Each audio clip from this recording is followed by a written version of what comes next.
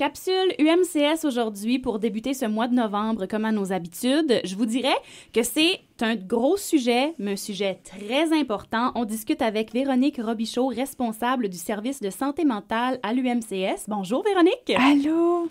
Gros sujet qui est d'actualité depuis tellement d'années, la culture du viol, le consentement et les relations saines.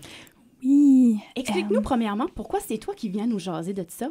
Bien, je suis la responsable du service de santé mentale à l'Université de Moncton, campus de Shippagan. Puis moi, j'ai fait mon sujet de maîtrise sur l'exposition à la violence conjugale durant l'enfance et les relations amoureuses à l'âge adulte. Fait que je me suis vraiment intéressée à la répercussion de vivre dans un milieu violent étant enfant. Qu'est-ce que ça peut faire à long terme dans les relations à l'âge adulte? Puis je me suis spécialisée chez les femmes. Ouais. Puis je me suis aperçue que toutes les femmes interviewées ont été dans des relations violentes à l'âge adulte, que ce soit la violence psychologique, physique, sexuelle, la violence économique et la violence au niveau de la spiritualité. Okay. Oui. Ah oui, OK, mais ça, c'est peut-être un aspect moins connu. Oui, c'est ça, c'est un petit peu au niveau des croyances spirituelles, tout ça, c'est pas respecté dans le couple. Fait que c'est pour ça que je viens vous parler de la culture du viol, le consentement et les relations saines aujourd'hui. Dans le fond, plus qu'on en sait, mieux on peut être équipé pour nous ou pour notre entourage. Donc, qu'est-ce qu'on veut dire par culture du viol? Qu'est-ce que c'est? La culture du viol, c'est vraiment un ensemble de normes, de croyances, de comportements et de pratiques sociétales qui banalisent, minimisent ou excusent souvent les agressions sexuelles ou les comportements sexistes dans la société. Okay. La culture du viol, c'est vraiment, des fois, on va mettre le blâme sur la victime. Ouais. Tu sais, elle s'habille de telle ou telle façon. Tu sais, elle s'habille avec des vêtements plus osés. Fait que si elle s'habillerait pas comme ça aurait pas arrivé. Ah, mon Dieu, ouais, je comprends absolument. Des choses comme ça. Des petites phrases, des fois, les gens vont dire sans faire attention, puis qui font vraiment des dégâts. Exactement. Puis des fois, dans les médias, à la télévision, tu sais, ça peut mettre la victime comme quoi qu'elle est un peu responsable de l'agression. Fait que ça, c'est un petit peu la culture du viol. Puis c'est vraiment des attitudes tolérantes envers la violence sexuelle, des blagues, des stéréotypes, comme quoi les hommes sont machos, les femmes sont un petit peu plus soumises. Fait que ça, des fois, entretenir ces stéréotypes-là, ça entretient la culture du viol. Qu'est-ce qu'on peut faire, nous, pour essayer d'abolir la culture du viol? Bien, il y a plusieurs façons, mais c'est vraiment en informant les gens, les jeunes et les moins jeunes. Ouais. Puis, on va revenir un peu au sujet principal, c'est le consentement dans les relations. Plus on en sait sur ce qu'est le consentement, ce que ça signifie, fait que plus on peut abolir ça. Là. Oui, fait que le consentement va avec la culture du viol. Fait que, puis dans le fond, c'est quoi le consentement? Ça peut être facile des fois à comprendre, mais il y a plein de petites nuances que je trouve ça important aujourd'hui d'expliquer. Fait que le consentement, c'est chacun des partenaires doit consentir à une activité sexuelle. Puis, c'est-à-dire que chacun accepte que l'activité ait lieu, que ce soit une relation sexuelle, un baiser ou tout autre geste de nature sexuelle. Puis, le consentement, faut que la personne dise oui, mais c'est pas juste un oui avec des paroles. Ouais. Tu sais, puis, il faut que ça soit fait de façon sans pression, manipulation ou coercition. Puis, pour être valide, il faut vraiment qu'il soit fait de façon renouvelée. Okay. Ça ne veut pas dire que la personne a dit oui une fois, que ça veut dire oui à chaque jour ou à chaque mois, tu sais. Exact. Puis, il faut que la personne peut donner son consentement de façon libre et éclairée. Puis, c'est ça aujourd'hui que je vais venir expliquer. OK, ouais. Qu'est-ce qu'on veut dire justement par libre et éclairé? C'est pas juste elle a dit oui, il y a tout l'environnement autour, là. Oui. Okay. Puis, c'est ça, je vais expliquer qu'est-ce que ça veut dire de façon libre et éclairée.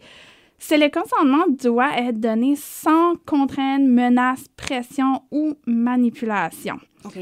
Par exemple, j'ai déjà entendu des victimes dire, moi, si je donne pas qu'est-ce qu'il veut ce soir, je vais payer pour le lendemain, il va être de mauvaise humeur, il va avoir des comportements comme ça envers moi qui est désagréable. Fait que je vais un peu consentir à avoir une relation sexuelle, mais ça, c'est pas fait de façon libre et volontaire. Il y a un comportement de manipulation derrière ça. Mon doux, OK, ouais. Oui, puis le consentement comprend aussi que la personne doit être informée de ce quoi elle consent, dans le sens que si la personne lui cache qu'elle a une infection transmissible sexuellement, ça, la personne ne sait pas toutes ces informations-là ou des choses par rapport à la contraception. Fait que ça, il faut avertir l'autre partenaire. Puis, le consentement peut être retiré à tout moment. Exactement. Ça peut être réversible. Oui. Si la personne, au début de la soirée, elle a dit oui, que là, je sais pas, les caresses commencent, puis la personne n'est plus confortable dans ces gestes-là que l'autre personne pose, puis elle dit « j'aimerais arrêter », c'est ça. Il faut respecter cet arrêt-là. Oui. Parce que si l'autre personne continue, ça devient une agression.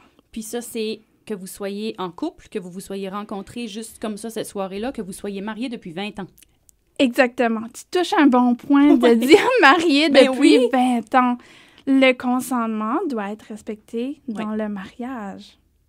Puis des fois, c'est un petit peu un volet qu'on oublie. On est marié, on se doit d'avoir des relations sexuelles avec notre mari ou notre conjoint, mais il faut demander le consentement à chaque fois. Ça, c'est important. Oui, absolument. Puis, à travers tout ça, vient le moment de jaser aussi qu'est-ce qui est considéré violence sexuelle. À quel moment ce n'est plus normal, entre guillemets? À quel moment ça devient de la violence? Il y a plusieurs types de violences sexuelles. Okay. Je vais démystifier un petit peu qu'est-ce qu'une violence sexuelle. Ça peut être les agressions. Okay. Dans les agressions, ça comprend le viol, les attouchements, les contacts sexuels, peu importe. Il y a le harcèlement sexuel. Le harcèlement, c'est des paroles dégradantes. C'est pas nécessairement des contacts, mais que la personne harcèle l'autre personne de façon qui touche la sexualité. Il y a la cyberviolence sexuelle, courriel, texto, les réseaux sociaux. Oui. Tu sais, c'est ça, c'est tout ce qui a trait au web et à la violence sexuelle. Puis, il y a le partage non consenti d'images intimes. Ça rentre dans les violences sexuelles. Puis, c'est tous des comportements punis par la loi. Absolument. Puis tu vois, à travers tout ça, le dernier point dans le titre de la jasette, c'était « Relation saine ». Comment on fait pour savoir si notre relation est saine? Parce que des fois, là, c'est pas toujours clair. Non, exactement. Il n'y a pas une ligne qui détermine oui, je suis dans une relation saine et non, je suis dans une relation malsaine. La ligne n'est pas toujours claire. Il y a vraiment plusieurs petites questions qu'on pourrait se poser pour dire est-ce que je suis dans une relation saine? C'est vraiment lorsque on se sent en sécurité émotionnelle. Lorsque nos émotions sont validées par l'autre personne. Ouais. Puis, tu sais, lorsqu'on peut avoir des conversations de façon franche, puis qu'on se sent écouté et que notre point de vue est respecté. C'est pas une relation où il n'y a jamais de conflit, mais les conflits sont gérés de la bonne façon. Oui, c'est ça. Ouais. Fait que, non, dans toutes les relations, il y a des conflits, puis les conflits peuvent être sains. Qu'est-ce que j'appelle par un conflit sain? C'est on peut faire valoir notre point de vue à l'autre personne. C'est l'occasion de dire qu'est-ce qui nous dérange un peu dans la relation ou dans la situation. Ouais. Puis, on est capable de s'asseoir ensemble, puis de dire, OK, comment qu'on fait pour régler cette situation-là ensemble? Ça, c'est régler une situation de façon saine. Puis, on peut se poser aussi, est-ce que j'ai peur de donner mon point de vue? est-ce que l'autre me fait sentir coupable à chaque fois qu'on a une dispute? Ouais. Tu sais, ma vision des choses, es-tu envisagée ou es-tu pris en compte dans la relation? Est-ce que j'ai peur qu'il me frappe?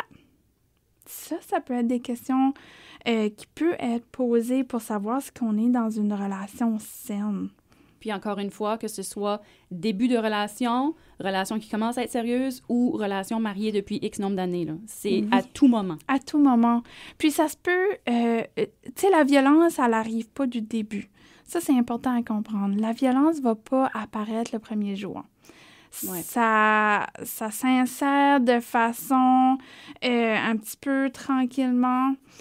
Puis on ne tombe pas du jour au lendemain dans une relation violente. Fait que des fois, c'est difficile de s'en sortir. Puis on peut, là encore, jeter la faute sur la victime puis dire pourquoi elle reste dans cette relation-là. Oui, on l'entend souvent, cette question. C'est ça. Dans les médias, dans les films, on entend cette question-là souvent, mais pourquoi tu ne fais pas juste t'en aller? C'est jamais si simple que ça. C'est pas aussi simple. Il y a la question du danger.